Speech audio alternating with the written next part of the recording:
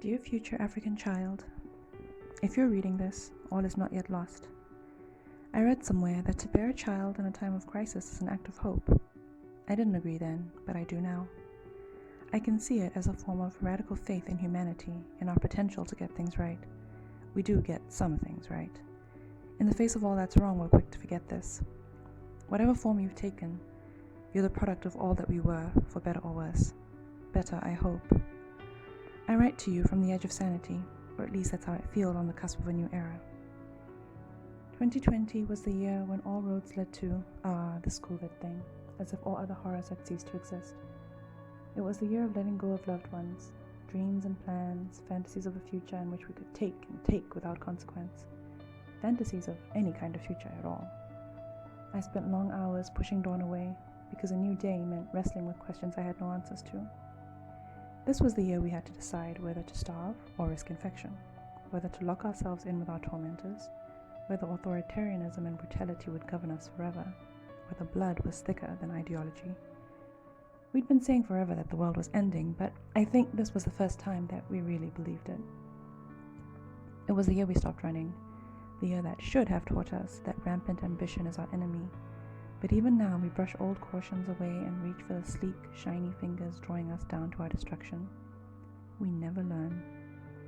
This was the year we were confronted with our demons, ugly, creeping things that had long dwelt in the crevices we chose not to peer into. "Hello," they said, coming out at last. "Remember me?"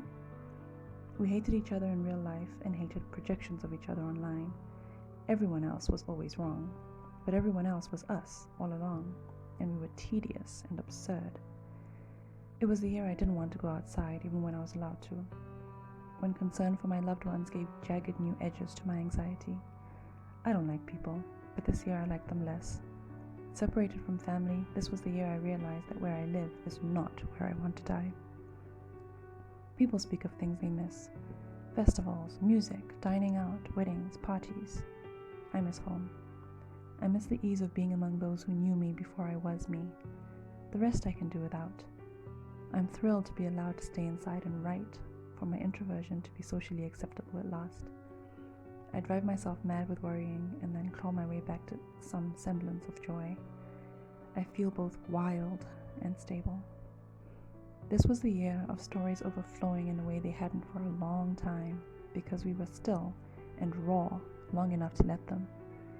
It was the year that proved to me that humanity is an experiment, that to be free to choose is to choose poorly at least some of the time, that to be alive is to be selfish and mean, and that cleaved to our greed is our generosity, and love is the other side of our anger. This was the year that broke me and made me anew.